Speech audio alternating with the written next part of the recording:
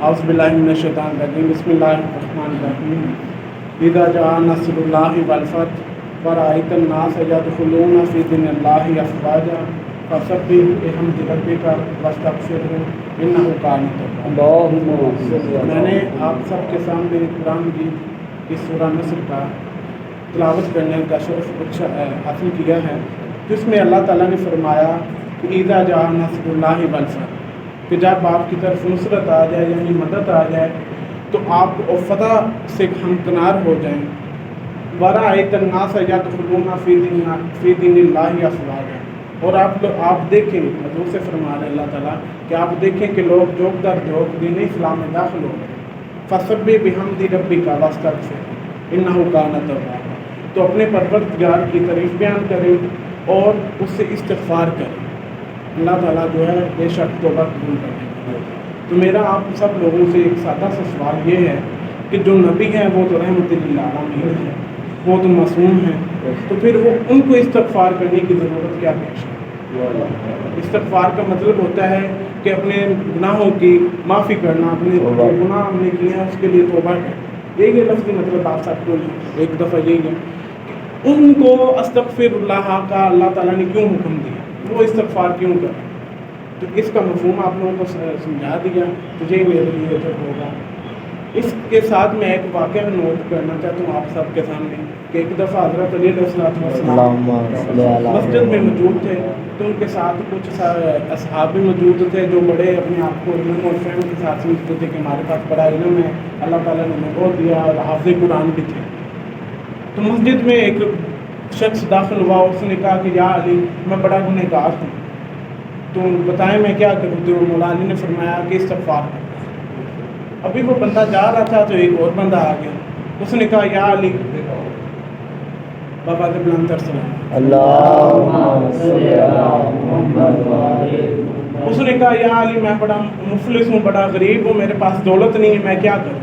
تو مولا علی نے فرمایا کہ اے اللہ کے بندے تو بھی جا کر استغفار کر۔ ابھی وہ بندہ گیا تھا تو ایک اور بندہ آ گیا، اس نے کہا کہ یا علی میرے پاس اولاد نہیں ہے، تو کہا کہ تو بھی جا استغفار کر۔ اب جو صحاب موجود تھے ادھر وہ دیکھ رہے تھے، بڑے پریشان ہوئے کہ ایک بندہ آیا ہے، اس نے کہا میں بڑا گناہ گار ہوں، تو علی نے کہا کہ استغفار کر۔ دوسرا ہے، اس نے کہا میں بڑا غریب ہوں، تو علی نے کہا کہ استغفار کر۔ تیسرا ہے، اس نے کہا اولاد نہیں، تو علی کہہ رہی کہ استغفار کر۔ ابھی وہ آپس میں چہم گوئیاں کر رہے تھے کہ ایک بندہ اور آ گیا، اس نے کہا یا علی میں نے اپنے زمین پر کھیت لگایا تھا، باغ لگایا تھا، سیلاب آیا اور جو باغ ہے وہ تباہ ہو گیا۔ بابا کے بلند تر سلام۔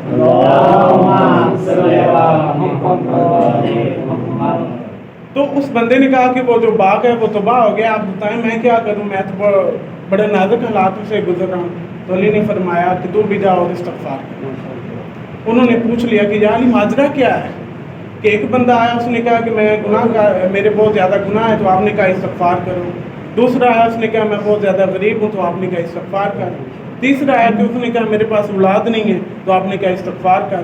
چوتھا آیا، ابھی وہ چوتھے پر پہنچے ہیں کہ میرا باغ جو ہے وہ تباہ ہو گیا، تو آپ نے کہا استغفار کر۔ ایک اور بندہ آ گیا، اس نے کہا کہ یا علی ہمارے پاس پانی نہیں آ رہا، تو اس کے لیے آپ کوئی بتا دیں، کوئی حل بتا دیں۔ تو کہا جا بھی تم بھی استغفار کر۔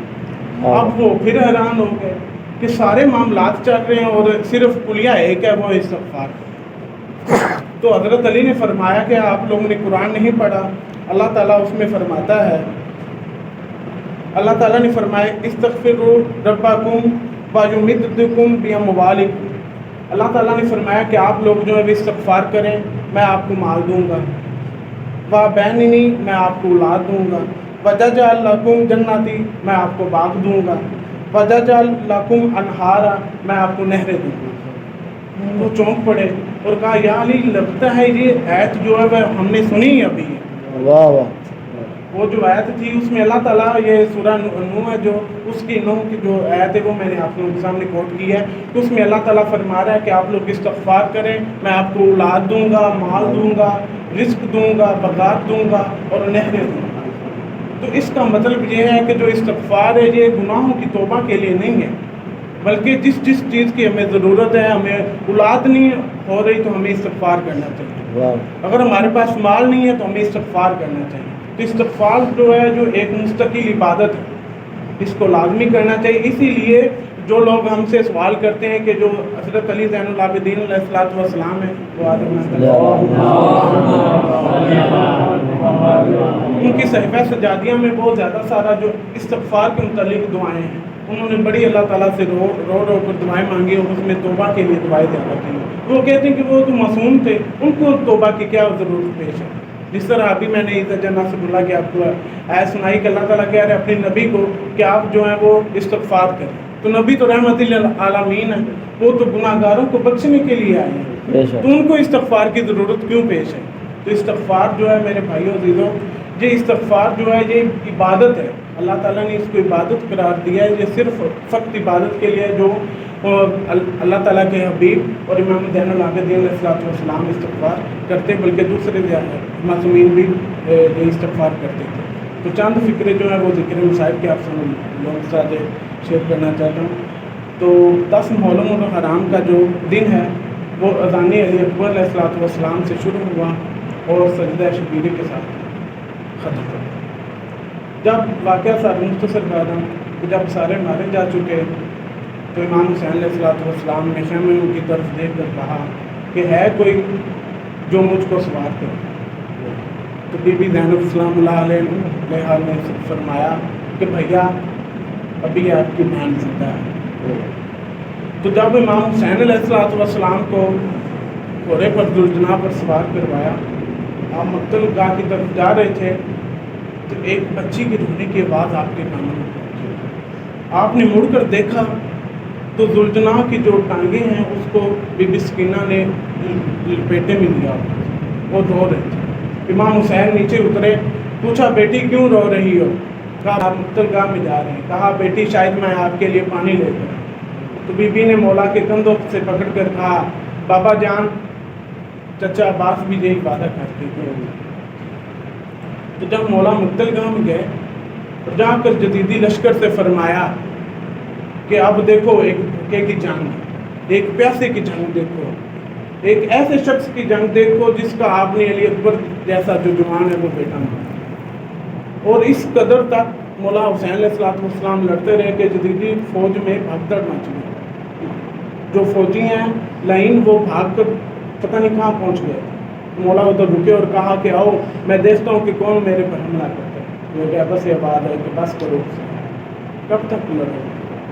مولا حسین علیہ الصلوۃ والسلام وہیں پر سجدہ ریز ہو جاتے ہیں اور پتہ نہیں بھاگی ہوئی فوج جو ہے وہ واپس آتی ہے اور کہیں سے پتھر آ رہے ہیں, کہیں سے تلواریں آ رہی ہیں, کہیں سے تیر آ رہے ہیں جو ان پر نہ برس رہے ہیں. تو مولا حسین نے اپنے ہاتھ جو ہیں وہ ذوالجناح کے گردن میں ڈالے اور کہا کہ ذوالجناح مجھے علی اکبر کی لاش کے طرف ہے. تو ذوالجناح جو ہے وہ دیکھتی ہوئی علی اکبر کی لاش تک. جب شامی غریبہ آ گئی, خیمے لٹ چکے, آگ لگ چکی, دامن بھی جو ہے وہ آگ سے جل چکا ہے. تو بی بی جو ہے نا, روایت میں کچھ لوگ کہتے ہیں کہ وہ سینے پر سوئی ہیں اور کچھ لوگ کہتے ہیں وہ احتیاط کرتے ہوئے کہتے ہیں کہ سینے پر اس لیے نہیں بی بی سو سکی کہ تیر ہی بہت زیادہ لگے ہوئے. بی بی جو ہے وہ اپنے بابا کے پاؤں میں سوئی. تو یہ منظر دیکھا تو حضرت فاطمہ زہرا سلام اللہ علیہ کی کنیز نے اللہ سے دعا کی کہ یا اللہ یہ آل نبی کب تک پیاسے رہیں گے. یہ بہار الانوار کی حدیث ہے جو میں نے ابھی کوٹ کی ہے. تو پتہ نہیں کہاں سے پانی آیا. بی بی زینب نے بی بی سکینہ سے پانی کو کہا کہ بیٹے پانی پی. بی بی سکینہ نے کہا پھوپھی اماں آپ پانی پئیں.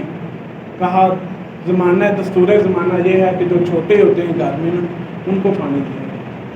بی بی سکینہ نے پانی پکڑا اور مقتل گاہ کی طرف روکنے لگا. کہا سکینہ بیٹی کہاں جا رہی ہو؟ کہا پھوپھی اماں میرا بھائی مجھ سے بھی چھوٹا ہے, وہ تو پیاسا شہید ہو گیا. آخر دعوانا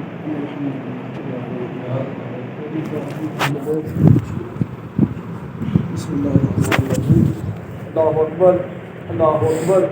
اشہد ان لا الہ الا اللہ اشہد ان لا الہ الا اللہ اشہد ان محمد رسول اللہ صلی اللہ علیہ وسلم اشہد ان محمد رسول اللہ صلی اللہ علیہ وسلم اشہد ان علی ولی اللہ اشہد ان علی حجت اللہ حي على الصلاة حي على الصلاة حي على الفلاح حي على الفلاح حي على خير العمل حي على خير العمل قدامت الصلاة قدامت الصلاة الله أكبر الله أكبر لا إله إلا الله بسم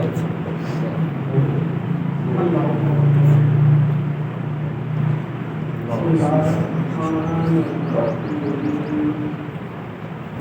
الحمد لله الرحمن الرحيم مالك يوم الدين إياك نعبد وإياك نستعين اهدنا الصراط المستقيم صراط الذين أنعمت عليهم غير المغضوب عليهم ولا الضالين بسم الله الرحمن الرحيم إنا أنزلناه في ليلة القدر وما أدراك ما ليلة القدر